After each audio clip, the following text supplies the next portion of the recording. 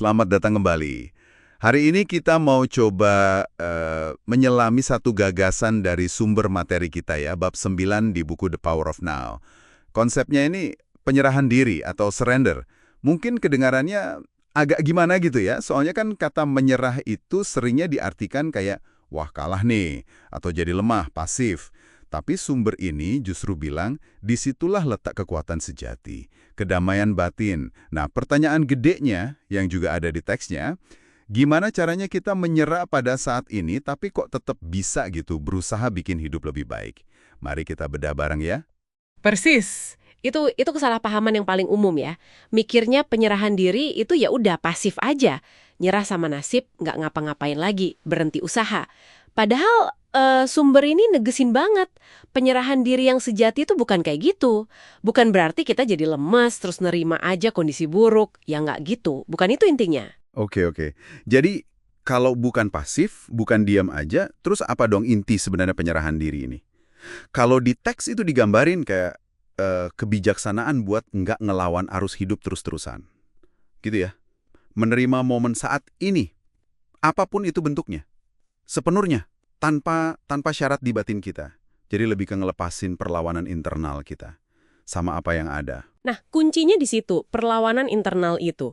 Itu sikap mental, sikap emosional kita yang terus-terusan bilang enggak ke realitas sekarang. Biasanya muncul kalau ada gap gitu ya antara harapan kita sama kenyataan. Teksnya nyebut itu celah penderitaan. Nah, perlawanan ini sumbernya dari pikiran. Sebaliknya, waktu Anda menerima, ini bukan berarti setuju loh ya, tapi berhenti ngelawan dari dalam, Anda jadi bebas dari pikiran itu. Terhubung lagi sama sesuatu yang lebih dalam. Di buku ini disebut being, atau ya kesadaran murni. Anggap aja being itu kayak langit biru, selalu ada. Pikiran, emosi itu cuma awan yang datang pergi. Penyerahan diri itu bantu kita sadar kalau kita ini langitnya, bukan awannya. Nah, ini pertanyaan yang sering banget muncul. Dan di sumbernya juga dibahaskan ya. Kalau kita nerima apa adanya, terus gimana dong motivasinya buat bertindak? Buat ngubah situasi yang kita nggak suka? Nanti malah jadi apatis nggak sih? Justru enggak. Prosesnya gini menurut sumbernya. Langkah pertama, ya terima dulu situasi internalnya. Sadari kalau ya ini yang lagi terjadi sekarang. Setelah penerimaan batin itu ada, baru dia tanya, ada nggak ya tindakan yang bisa saya ambil sekarang buat ngubah, memperbaiki, atau keluar dari situasi ini? Kalau jawabannya iya, ya ambil tindakan itu. Fokus penuh sama langkah yang bisa diambil saat ini. Sekarang banget. Jangan kejebak mikirin hasil nanti gimana gitu. Hasil kan butuh waktu ya. Selama nunggu, ya tetap aja dalam penerimaan terhadap apa yang ada. Oke. Terus gimana kalau ternyata nggak ada tindakan yang bisa diambil saat ini? Nah, kalau gitu, situasi itu jadi semacam latihan. Latihan buat memperdalam penyerahan diri. Pakai kesempatan itu buat lebih hadir di saat ini. Nyambung lagi ke being. Menariknya, sumber ini bilang, pas perlawanan batin kita hilang, solusi atau perubahan tuh sering datang sendiri. Nggak disangka-sangka, nggak perlu ngoyo. Hambatan kayak takut, rasa bersalah, itu juga jadi larut. Tapi ya, kita juga mesti jujur sama diri sendiri. Kadang kita pura-pura nggak pedulilah, padahal dalamnya masih nolak, masih sebel. Nah, itu bukan penyerahan diri yang asli. Masuk akal. Dan sumbernya kan juga nyambungin perubahan batin ini ke sesuatu yang lebih dasar ya. Kayak ada beda kualitas energi gitu. Betul, ada pergeseran dari apa yang disebut energi pikiran, ini energi yang dominan di dunia kita lah ya, yang ngebentuk struktur sosial, politik, ekonomi, sering bikin konflik, bikin penderitaan. Nah, gesernya ke energi spiritual. Energi ini muncul dari kondisi penyerahan diri. Frekuensinya lebih tinggi katanya, rasanya lebih enteng, nggak bikin penderitaan baru, dan nggak terikat sama hukum baik buruk. Energi ini punya kekuatan buat ngelarutin pola-pola pikiran negatif yang udah dalam banget. Teksnya bahkan ngutip Yesus, berbahagialah orang yang lemah lembut karena mereka akan memiliki bumi. Nah, ini ditafsirkan sebagai kekuatan hening dari energi spiritual ini. Wah, konsepnya kuat banget ya. Tapi ini dia nih, kayak kata banyak orang, gampang diomongin, susah dilakuin. Gimana sih cara praktisnya biar bener-bener bisa nyerahin diri, apalagi pas kita lagi sebel banget atau nolak banget sama suatu keadaan gitu? Langkah praktisnya itu dimulai dari kesadaran. Sadar dulu.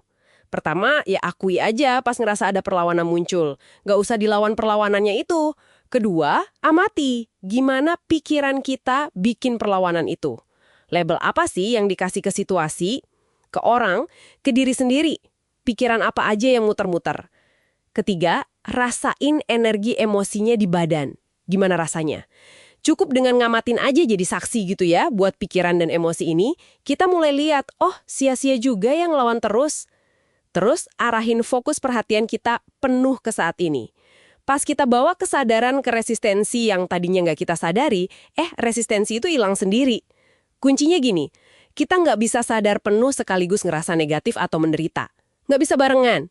Negativitas itu selalu nunjukin adanya resistensi. Dan itu biasanya nggak sadar. Terus gimana nih penerapannya di situasi yang sulit banget gitu? Misalnya pas sakit parah atau penderitaan yang dalam banget lainnya.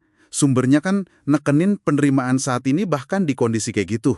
Iya, misalnya dalam kasus penyakit ya, sumbernya ngejelasin gini, penyakit itu bagian dari situasi hidup kita yang terikat waktu. Tapi kehidupan kita, being kita, esensinya itu adanya di saat ini, yang abadi. Di dalam saat ini yang murni itu sebenarnya nggak ada masalah, nggak ada penyakit. Itu cuma label mental yang kita tempel. Dan label itu justru bisa bikin kondisinya makin kuat.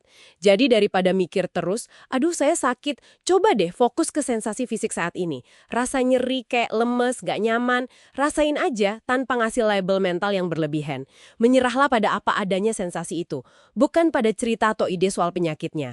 Ini bukan nyangkal rasa sakit ya, tapi ngehentiin cerita negatif di kepala soal rasa sakit itu. Biarin penderitaan itu sendiri yang maksa kita buat hadir penuh. Paradoksnya, justru penyerahan diri ini yang bisa ngubah kondisi dalam kita. Dan seringnya, dunia luar kita juga ikut berubah, kayak cermin aja. Menarik. Sumbernya juga nyinggung soal nemuin Tuhan lewat penderitaan ya, kayak jalan salib gitu. Gimana tuh penjelasannya? Perlu dilurusin dikit mungkin ya. Bukan penderitaannya itu sendiri yang bawa kita ke Tuhan atau ke realitas ilahi, tapi penyerahan dirinya itu, yang seringkali dipaksakan oleh penderitaan yang hebat. Itu jalannya. Pas pikiran kita dengan segala penilaian dan negatifnya, itu udah kalah sama situasi yang nggak tertahankan, kita kan jadi dipaksa nyerah tuh. Nah, dalam kondisi nyerah itulah being esensi kita, sumber damai, sukacita, cinta sejati, itu dapat kesempatan buat muncul. Buat bersinar. Jadi kita bukan nemu Tuhan seolah dia hilang gitu. Tapi kita nyadarin being yang sebenarnya selalu ada di balik pikiran. Dan kabar baiknya, kita nggak perlu nunggu sengsara dulu buat milih jalan ini. Kita bisa pilih secara sadar sekarang. Dengan latihan hadir, latihan nyerah sama momen ini. Satu lagi nih, poin menarik dari sumber ini soal memilih penderitaan. Kayak contoh orang yang kejebak di hubungan gak sehat tapi kok nggak keluar-keluar. Apa benar sih itu pilihan? Teks ini agak kritis ya sama istilah memilih di sini. Soalnya, pilihan yang benar-benar sejati itu butuh kesadaran yang tinggi. Seringnya, orang yang nggak sadar, maksudnya belum bisa ngamatin pikirannya sendiri, itu nggak benar-benar milih. Mereka itu didorong sama pola pengkondisian masa lalu. Jadi, secara nggak sadar, mereka terus ngulangin situasi yang familiar, yang udah dikenal, walaupun itu nyakitin. Pikiran bawah sadar kita tuh seringnya takut sama yang nggak pasti, takut sama saat ini. Pilihan yang sesungguhnya itu baru muncul pas kita bisa lepas dari identifikasi sama pikiran dan polanya. Pas kita jadi hadir. Jadi solusinya bukan nyalain ya, tapi bantu orang itu buat nyadarin pola pikirnya. Jadi pengamat buat dirinya sendiri. Dan nemuin kekuatan yang ada di saat ini. Oke, jadi kalau ditarik benang merahnya nih ya, penyerahan diri ini bukan soal lemah atau kalah. Justru ini sumber kekuatan yang luar biasa. Yang muncul pas kita berani nerima momen saat ini sepenuhnya. Apa adanya. Intinya berhenti perang sama realitas di dalam diri kita. Ngubah perlawanan jadi damai. Dan itu ngebuka akses ke kesadaran yang lebih dalam. Si being itu tadi ya. Betul sekali, tepat banget. Mungkin gini sebagai penutup ya. Ada satu hal yang bisa Anda coba perhatikan hari ini. Coba deh, sadari satu momen aja pas Anda ngerasain ada perlawanan batin. Sekecil apapun itu, mungkin rasa sebel dikit, nggak sabar, atau cemas ringan. Terus coba rasain deh, cuma buat sesaat itu aja, gimana rasanya kalau Anda benar-benar nyerah sama momen itu. Nggak nambahin perlawanan mental apapun lagi. Kira-kira apa ya yang geser di dalam diri Anda, walaupun mungkin situasi luarnya belum berubah? Wah, pertanyaan yang bagus banget buat direnunkan ya. Terima kasih sudah menyimak obrolan kita kali ini. Sampai jumpa lagi.